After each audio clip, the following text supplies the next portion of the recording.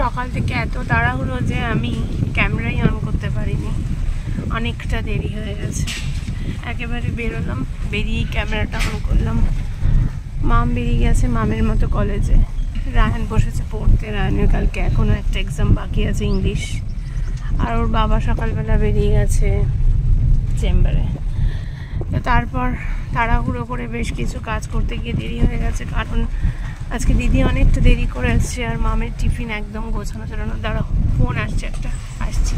বলছিলাম মেয়ে টিফিন নিয়ে যাবে, তা টিফিন তো নেবে, খুব ভালো কথা। দিদি না আসলে টিফিনটা নেবে কি করে? সুজি করে দেবো বলেছিলাম, মানে দিদি করে দেবে।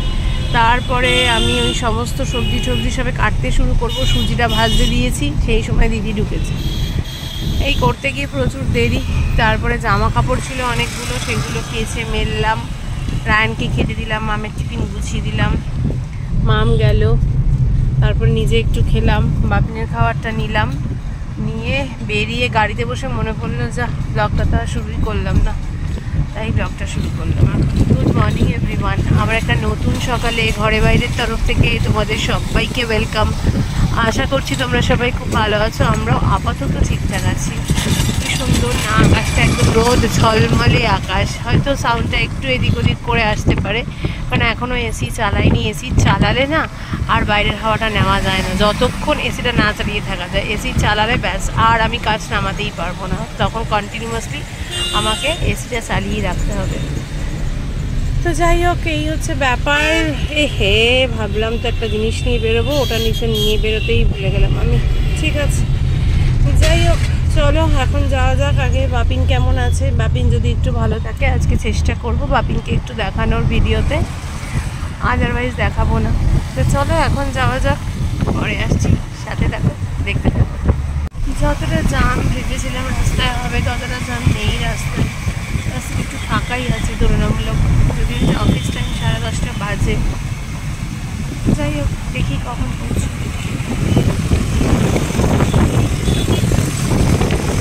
এসি তো চালিয়ে দিতে বাধ্য হলাম, এত গরম আর এত জ্যাম ব্রিজে ছিল। আর বলার পর যখনই বললাম রাস্তা ফাঁকা, তারপরে আস্তে আস্তে আস্তে আস্তে জ্যামে ঢুকে জ্যামে পুরো আটকে গেলাম। তার জন্যই ক্যামেরাটা অন করে আবার বললাম যে এসিটাও চালাতে হলো, জ্যামেও পড়লাম। ভাবলাম যে যতক্ষণ, ভাবলাম যাওয়ার সময় হয়তো এসিটা না চালিয়ে চলে যেতে পারবো, এত জ্যামে পড়লাম যে এসিও চালাতে হলো, আর জ্যামে তো পড়লামই বললাম। যাই হোক, পরিমলদা বলছে আর বেশিক্ষণ না, দেখা যাক আর কতক্ষণ। বাপিনকে রেখে যথারীতি বেরিয়ে গেছি, আমি আর ক্যামেরা করিনি, কারণ বাপিন একটু ইরিটেড হয়ে আছে হসপিটালে থাকলে যা হয়, তো তার জন্য আমি আর ক্যামেরাটা অন করিনি। এখন আমি বেরিয়ে গেছি, এখন একটু দরকার আছে, সেই দরকারটা মেটাবো। মিটিয়ে আমি যাব একটু মায়ের কাছে, কারণ না মায়ের এখানে একটা প্রেসক্রিপশন আছে, ওটা মাকে দিতে হবে। আর বাপিনকে যে খাবার পাঠিয়েছিল কালকে টিফিন বক্সটা আছে, ওটা একেবারে দিয়েই যাই। দিয়ে আমি মায়ের ওখানে বসবো না, আমি তাড়াতাড়ি করে বাড়ি যাব, বাড়ি গিয়ে খাবো। রায়ানকে বলে এসেছি দেরি হলে রায়ানের কি খাওয়ার দাওয়ার আছে না আছে সেটা রায়ান গরম করে রায়ানের মতো খেয়ে নেবে, বাদ বাকি কাজ যেটুকু থাকবে সেটুকু আমি বাড়িতে গিয়ে তারপরে করব। তো এই হচ্ছে ব্যাপার। চলো আগে যাই, যে কাজটা আছে সে কাজটা সারি, সেরে মায়ের ওখানে যাই, মায়ের ওখানে জিনিসগুলো দিয়ে তারপর বাড়ি যাই। বেরিয়ে পড়েছি, যেখানে কাজ ছিল কাজ সেরে, এখনও মায়ের ওখানে যেতে পারিনি, বাজে 1:50। এখন যাচ্ছি মায়ের ওখানে, মায়ের ওখানে যা যা কাজ আছে মেটাবো, মিটিয়ে সোজা বাড়ি। আর ভালো লাগছে না, প্রচণ্ড গরম পড়েছে আজকে। মায়ের বাড়িতে এসে একটু ভাতই খেয়ে নিয়েছি, খুব জোর খিদে পেয়েছে। এটুকু ভাত আর এই যে মায়ের মাছ আর এটা কচু ভাজা, চলো 3:30 বাজে, এই ঘরে ঢুকলাম। আর রায়ান এই খাওয়া সব বাইরে আছে, এগুলো সব ঢোকাই। আর মা একটা মিষ্টি দই দিয়েছিল, রায়ানকে দিয়ে দিলাম, রায়ান খেয়ে নিই, মাম ফিরছে। আমি তো মায়ের ওখান থেকে 1 মুঠ ভাতই খেয়ে এলাম, এখন আর কিছু খাবো না, শুধু জল খাবো। জলটা একদম খাওয়া হয়নি আজকে, দিয়ে রেস্ট নেবো। ফোনে চার্জ নেই, ফোনে চার্জে বসালাম। চলো সন্ধ্যেবেলা একেবারে আসছি। গুড ইভিনিং সবাইকে। এই যে এতক্ষণ একটু কমা টিভিটা, এতক্ষণ বসে বসে রায়ানের সাথে মা দেখছিলাম। রায়ান তো মাটা দেখেনি, আমার আর মামের তো দেখা হয়ে গেছে, তখন ওর পরীক্ষার আগে দিয়ে প্রচণ্ড পড়ার চাপ ছিল। তো এখন বললো একটু মা দেখি, যদিও এখনও কালকে পরীক্ষা বাকি আছে ইংলিশ, ওই আর কি হয়ে গেছে পড়া যা হয়। এখন ওর অ্যানুয়াল পরীক্ষা শেষ রায়নের, এমন একটা মনোবৃত্তি চলে এসছে রায়নের মধ্যে। তো ওইদিকে মাটা চলছে, আর মা অনেকক্ষণ আগে চলে এসছে আর একটু পায়েস মুড়ি খাচ্ছে। মামা তো মামা তো পুরো তুমি যখন গড়ি গড়ি ল্যাট খাও পুরো তোমার মতো। হ্যাঁ তুই তো সেটাও নাচিস না, একদমই তাই, তুই সেটাও নাচিস না। সে এআই হোক আর সিআই হোক বিআই হোক যাই হোক, তো যাই হোক এখন এটা একটু ভেজে রেখে দিই ডালিয়া। কালকে ভাত খেয়েছি, আজকে মায়ের ওখানে ভাত খাওয়া হয়ে গেছে, আর খাওয়া যাবে না, একদম না। আজকে রাত্রে ডালিয়ার খিচুড়ি। যাই হোক চলো এখন এই ডালিয়াটা ভেজে রেখে দিই, পরে আসছি আবার। আর সব গোছানো হয়ে গেছে, টুকটাক যা যা গোছানো ছিল, জিনিসপত্র ভাজ করার ছিল, তারপরে ওইদিকে বালিশের ওয়ার টোয়ার কাঁচা হয়েছিল, ওগুলো গোছানো সব হয়ে গেছে, সব করে ফেলেছি। আমার আর মামের দুজনেরই খুব খিদে পেয়েছে, তাই একটু শুকনো মুড়ি, এক দুপোটা সর্ষের তেল, একটু চানাচুর মেখে নিয়েছি। কিছু করার নেই, কী খাবো, খিদে পেলে কিছু না কিছু তো খেতে হবে। তো এই নিয়েছি, শুধু গ্রিন টি আর বিস্কিট খেলে হবে না, আজকে ভীষণ খিদে পেয়েছে। তো এই এক করেই মুড়ি খাই আর গ্রিন টি খাই, আর একটু পায়েস ছিল, রায়ন একটু পায়েস মুড়ি খেয়ে নিয়েছে। ওর বাবা একেবারে চেম্বার করে তারপর আসবে, তাই ওর বাবা এখনও ঢোকেনি, বাজে 6:35, রায়ন ওই ঘরে পড়তে চলে গেছে। আর আমরা এখন এটা খাই, পরে ডালিয়া ফালিয়ে করবো, পরে বাদ বাকি কাজ সারছি। এই মাম্মা শরীর কেমন আছে? হ্যাঁ বাবু কেমন আছে শরীর? ব্রেক ঠিক করতে নিয়ে গেল যে, শরীর কেমন আছে?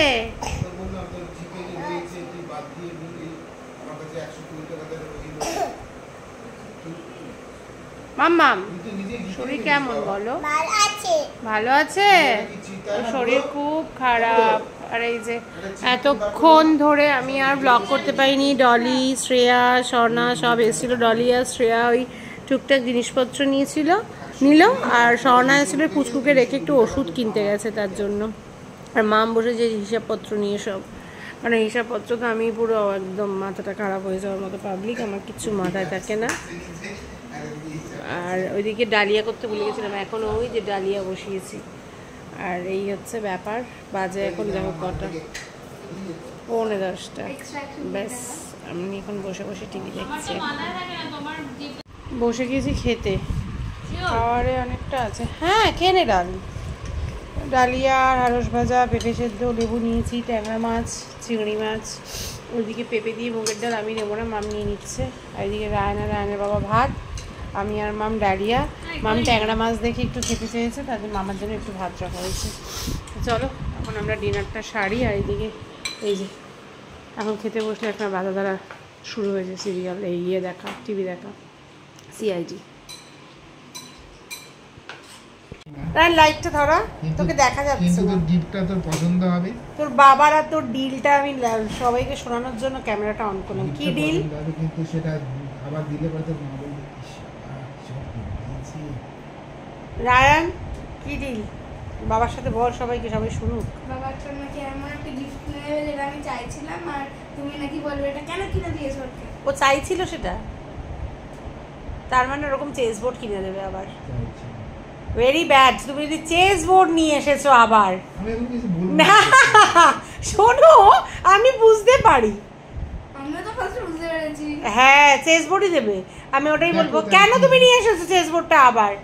তোমরা দেখো কি নিয়ে আসি, ওটা আমি একদম সপ্তমীর দিনই তোর হাতে দেবো। I will be waiting. তার জন্য রায়ন এখন রায়নের বাবাকে পার্টি পেয়ে দিচ্ছে। তোমাকে দেবো না, কারণ আমি কিছু দেবো না, আমি গড়িটা এক্ষুনি বলছি ক্যান্সেল করে দে। ঠিক আছে ওকে। ওটা বাবার টাকা আছে। কার? বাবারও টাকা। কার? বাবারও তাহলে টাকা বাচ্চাটা আছে। ঠিক আছে, তাহলে বাবাই দেবে, নো প্রবলেম। তাহলে বাবা যখন টাকা দেবে বাবাই দেবে। শোনো বলো। আর বাবা একটা ঘড়ির উপরে খরচা করছে টাকাটা, আবার একটা আলাদা গিফটের জন্য টাকা খরচা তার জন্য করছে। নিবে দিবে, আদারওয়াইজ আমাকে দিবি না। হ্যাঁ। ব্লগে সবাই শুনতে পাচ্ছে। হ্যাঁ তুমি ব্লগে যদি সবাই আমাকে শুনতে আলাদা গিফট দিতে চাও না আমি তাহলে দেবো না, দেবো। উল্টো আমি ঘড়ির টাকাও দেবো না, ঘড়ি ক্যান্সেল করে দিচ্ছি দিদি ভাই, এ করে এলেই আমি দেবো না আলাদা করে কিছু। আর যেটুকু ঘড়ি দিচ্ছিলাম সেটাও ক্যান্সেল, তুই কি পড়বি না পড়বি তুই আর তোর বাবা বুঝে নিবি। আমার দরকার নেই ঠিক আছে যা এ বিষয়ে নাক যা, গলানোর। যা। ঠিক আছে চলো, শুয়ে পড়েছি, বুঝতেই পারছো শুয়ে শুয়ে ব্লগ করছি। মা ওই ঘরে গেছে, একটু ডাকলাম, একটা লিস্ট করবো, এখন এসে পৌঁছবো না। চলো আজকের মতো টাটা করবে, tata bye bye, good night.